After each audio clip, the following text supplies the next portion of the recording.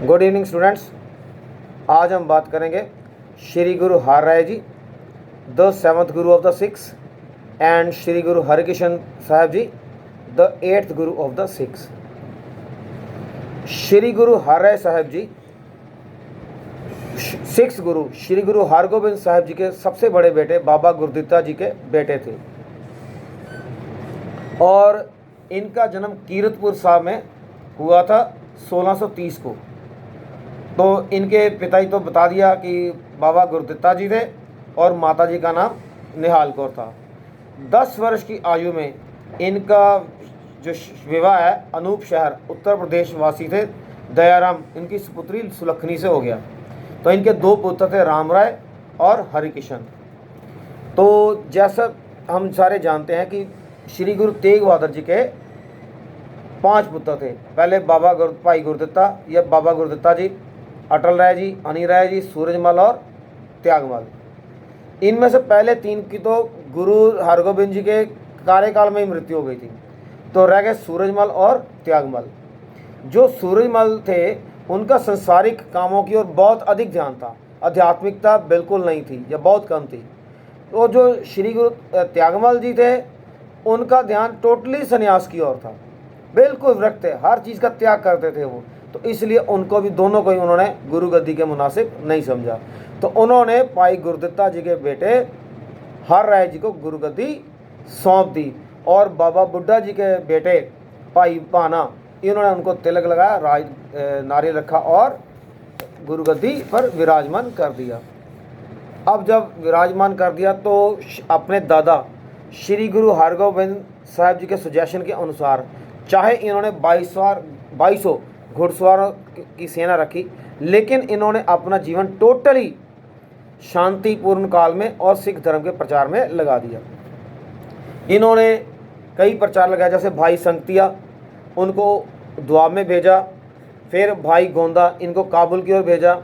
फिर ये जब ये मालवे की ओर गए हैं तो तब वहाँ पर ये फूल परिवार से मिले और इन्होंने उनको आशीर्वाद दिया कि आपकी जो संतानें हैं युग युगांतर तक धन धान्य दौलत से भरपूर रहेंगी।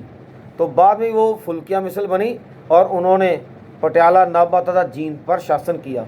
और आज भी जो हमारे पंजाब के सीएम साहब हैं कैप्टन अमरिंदर सिंह जी, वो फुल्किया सरदार उनके ही वंशज हैं। उसके बाद घटना ये घटी कि जब शाहजहाँ की मृत्यु हुई तो शाहजहाँ के 4 बेटे थे। तो चारों में युद्ध के लिए संघर्ष शुरू हो गया। उसमें औरंगजेब विजयी रहा, लेकिन दारा शिकोह की गुरु हर राय साहब जी ने मदद की थी, इसलिए उनको बुलावा भेज दिया कि आप जाइए। तो गुरु जी ने अपने स्थान पर अपने बेटे राम राय को वहाँ भेज दिया। लेकिन उसने कुछ बात ऐसी कह दी कि औरंगजेब ने पूछा कि आप सिख लोग जो है वो मुसलमानों के अगेंस्ट हो। तो उन्होंने कहा हम अगेंस्ट नहीं हैं। तो कहते एक दो उन्होंने सुनाया था, मिट्टी मुसलमान की पेड़े पई को म्यार, घड़ पांडे इट्टा किया जल्दी करे पुकार। तो कहते मुसलमान शब्द है। तो उन्होंने कहा मुसलमान ये बेईमान है, जबकि एक्चुअल में वो मुसलमान शब्द ही था। तो इससे गुरु हर राय जी नाराज हो गए और उन्होंने उनको गुरु गद्दी से वंचित कर दिया और अपने छोटे बेटे हरिकृष्ण जी को 1661 को गुरु गद्दी पर विराजमान कर दिया और ज्योति ज्योत समा गए। उसके बाद फिर 7 इनका जन्म जो है गुरु हरिकृष्ण जी, इनको हम बाल गुरु के नाम से भी जानते हैं क्योंकि इनका जन्म 7 जुलाई 1656 को हुआ था और ये 5 साल की उम्र में गुरु गद्दी पर बैठ गए थे। ये श्री गुरु हर राय तथा माता कृष्ण कौर के पुत्र थे। राम राय इनका बड़ा भाई था। तो जैसा मैं बता चुका हूँ कि जब राम राय ने औरंगजेब के दरबार में कायरता दिखाई तो फिर गुरु हर राय जी ने उसे गुरु गद्दी का उपयुक्त नहीं समझा और गुरु गद्दी जो राम राय को दे दी। अब राम राय को गद्दी ना मिली, हरिकृष्ण जी को गद्दी मिल गई, वो गुरु हरिकृष्ण जी बन गए। लेकिन राम राय उनके लिए प्रॉब्लम क्रिएट करता ही रहा और उसने औरंगजेब जब देखा धीरमलियों के साथ मिलकर कि मैं गुरु हूँ, लेकिन सिख संगत ने इस बात को प्रमाण नहीं किया। तो नतीजा क्या, उसने औरंगजेब के दरबार में शिकायत कर दी। तो श्री गुरु हरिकृष्ण साहब जी अपनी माता सुलखनी और कुछ सिखों को लेकर गए और वो वहाँ पर राजा जय सिंह के बंगले में ठहरे।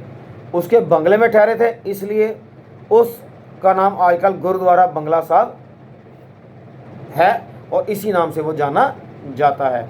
फिर जब वाद विवाद हुआ, सब कुछ हुआ, तब गुरु औरंगजेब ने घोषणा कर दी कि सिखों के जो गुरु हैं वो श्री गुरु हरिकृष्ण जी ही हैं।